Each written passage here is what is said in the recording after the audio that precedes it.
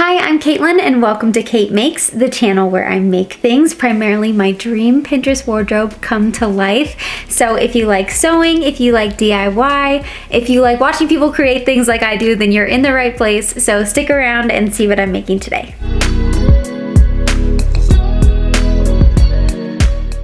Okay, so it is my favorite time of year. I love autumn, I love winter. As soon as September hits, it's just all uphill from there. My birthday is this weekend. If you're watching this in real time, it's at the very beginning of November. So I decided to treat myself to some new fabric and to a fun birthday dress.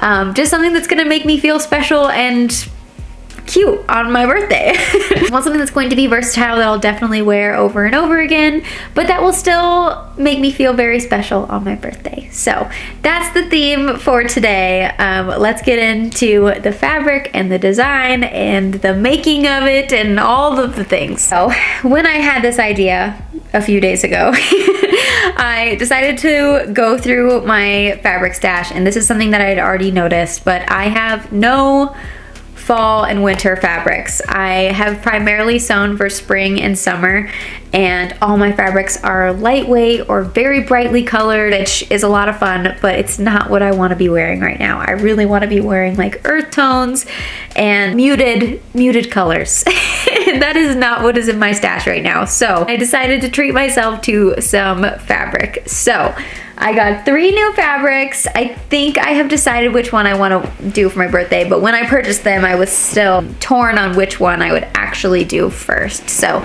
the 3 fabrics I got were, first, this beautiful kind of rusty red and white. It's like sort of orange, sort of red, sort of pink. It's a really interesting combination. It's a herringbone pattern flannel, and I think it'll be great for a pattern that I recently purchased. I'll maybe put a picture of what I'm thinking over here.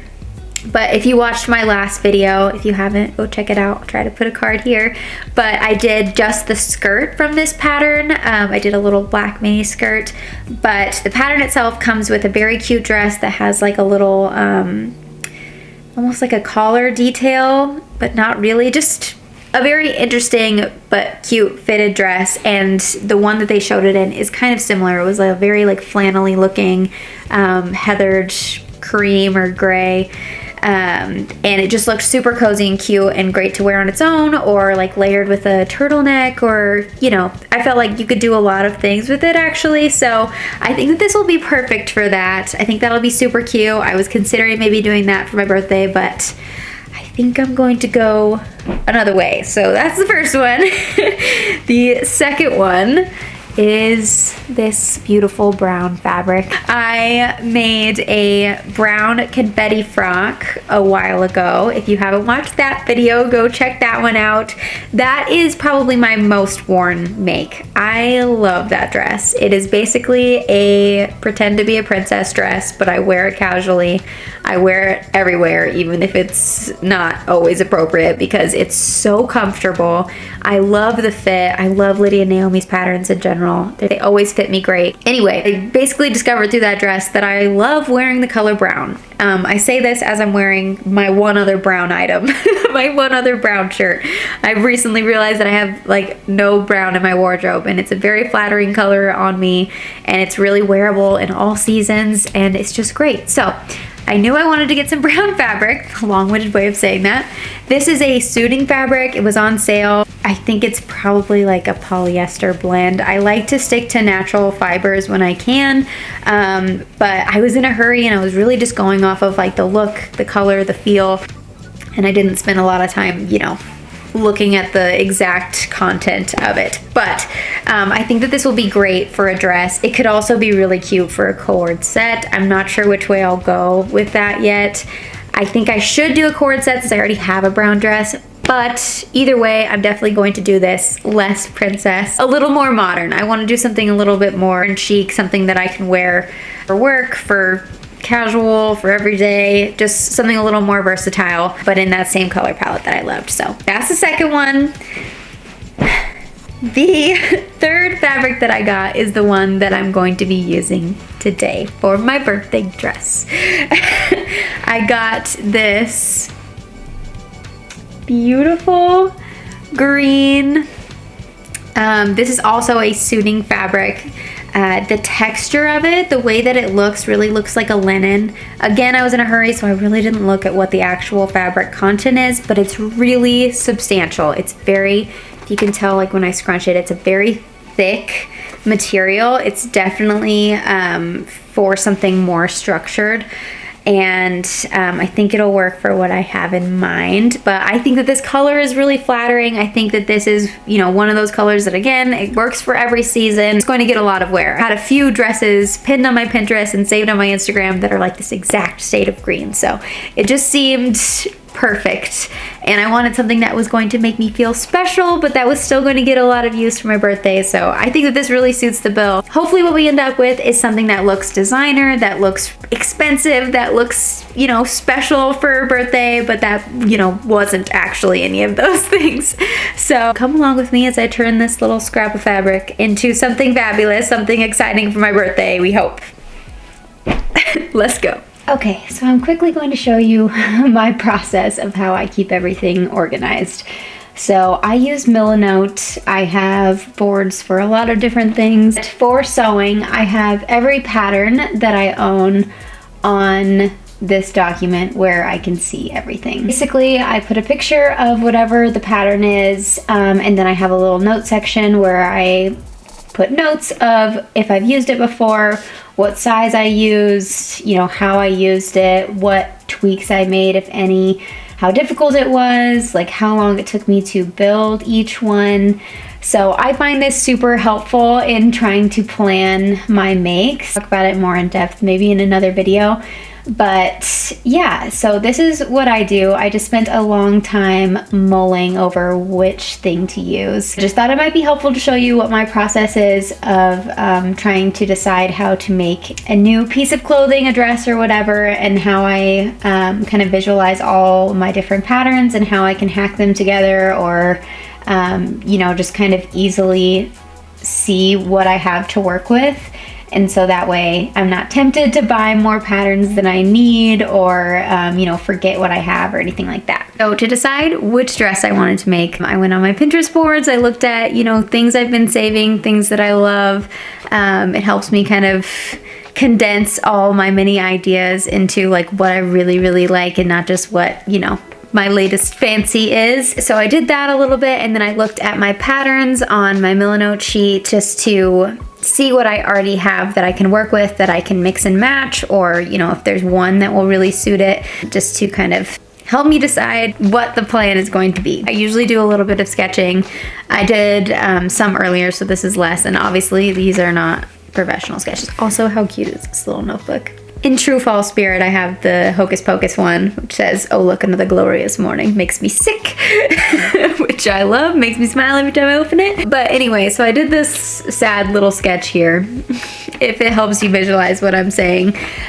Basically, I'm going to do a kind of corseted top, really basic, from the Dyalla, I believe it is. Yeah, I never know how to properly say this. Dyalla, I don't know, Isila dress. The pattern I've used over and over and over again because it's just so well fitted. It's really easy to use. It was one of the first ones that I did, and I feel like it's so easy to hack. It's so easy to do whatever you want to it, basically. So I'm going to use that top half for sure, and I'm going to try to do a little bit of a ruffle, like a very small ruffle at the very top of the neckline, because I haven't done that before and I've seen it on a few dresses. It was on my Pinterest board and I feel like it could be really cute, so we'll see how that goes. I haven't created one like this before. And then I'm not positive on this or not yet, but I think it could be cute to do two little bows like at the bottom of the waist. We'll see on that. Also, depending on time, I might do another ruffle at the very bottom of the skirt. For the back, I want to do that lace-up corset. I really want something that I can cinch and make me feel like great and like very supported and flattering and everything on my birthday, because why not? And I think I'll try to do that same ruffle on the back of the dress, the same as in the front. And obviously there'll be like a bow from the lace up in the back. So I'm trying to keep that in mind. And then right now I'm thinking I'll do some straps that I've seen. I've done a lot of tie straps and I always tie them at the top. And I think this time I want to try to do them so that I plan on tying them at the very base of the strap, so like kind of cleans up the front silhouette, and then the back has a lot going on. So I think I'm going to try that too. That is my plan currently. Ignore this bottom one. This was another idea. I couldn't decide if I wanted something like a little more fitted and straight. Oh, I didn't really talk about the skirt. I really love to have a flowy skirt. I love to have a lot of fabric to work with. The dress that I mentioned earlier, the confetti frock, I had hacked it the first time so that it had a, what is that called?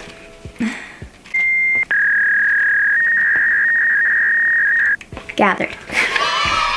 We forgot the word gathered for a second. When I did the confetti frock dress, I hacked it so that it had a gathered waist, and I absolutely love that look. For that one, I did a really low sitting V waistline, gave it that real like princess look, which is really fun, but I am going to avoid doing that this time. I'm still not sure. I might point it a little bit, but I would do it higher up.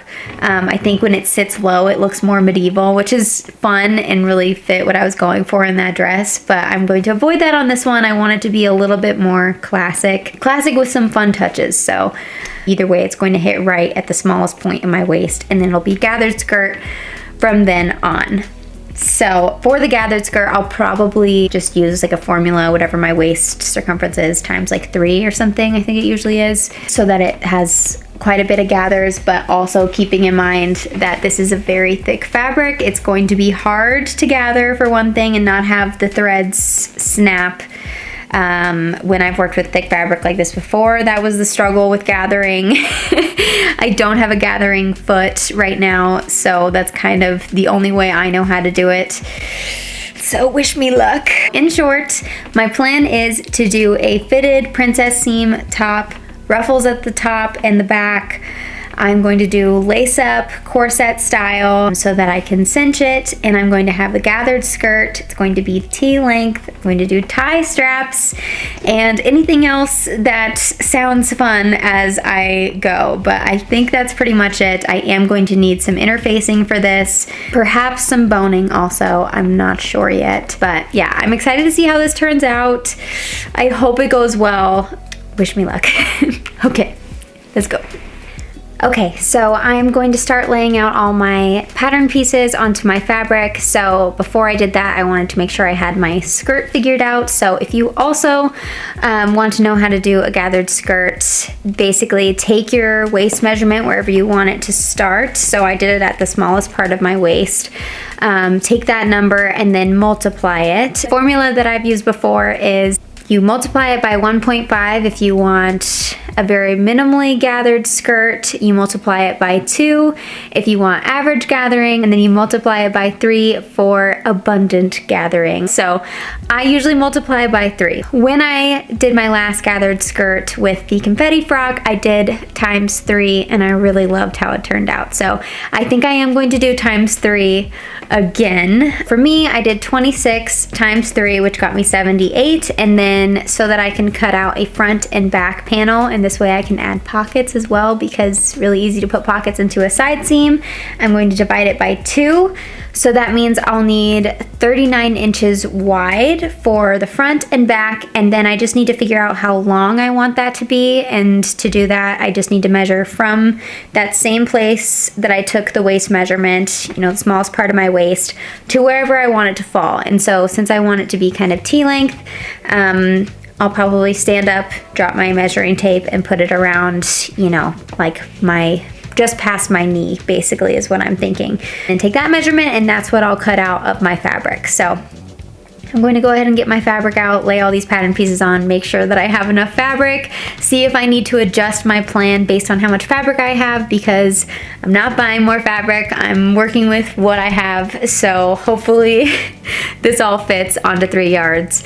That's usually my automatic buy, is 3 yards of fabric. It usually works okay. My guess is that ×3 might be too much. I might have to do ×2 on the gathering of the skirt, which would be fine also. So I'm gonna start with the maximum and then go down. And then if that still doesn't work, I can go with a more of a circle skirt plan, which was my other idea. So let's get this laid out and see how it goes.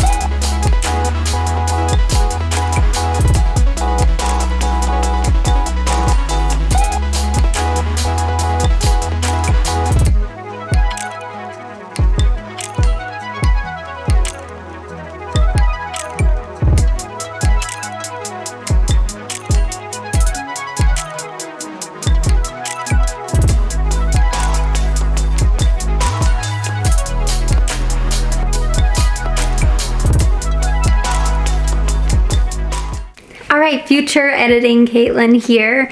I put this video together and it was way too long. It was like an hour when it was all together. So I've split this video in half and tried to slim it down as much as possible. But we're going to end it here where I have just finished doing the whole ideation part of this dress. Be sure to tune in for part 2 to see the final result and how the dress turned out and the actual sewing process. Hope you enjoyed coming along with me and seeing my process of how I develop a new dress that isn't just straight from a pattern. I always find it really interesting to see how other people do this, so I hope you enjoyed. Make sure to leave a comment. Let me know, you know, how you keep your patterns organized. That's super fun and interesting to see how everyone goes about that. Maybe if you guys use Milanote as well. I'm such a new channel, so I don't feel like this is needed to say, but I'm not at all sponsored by them. I've just seen other people use them, especially interior designers, actually.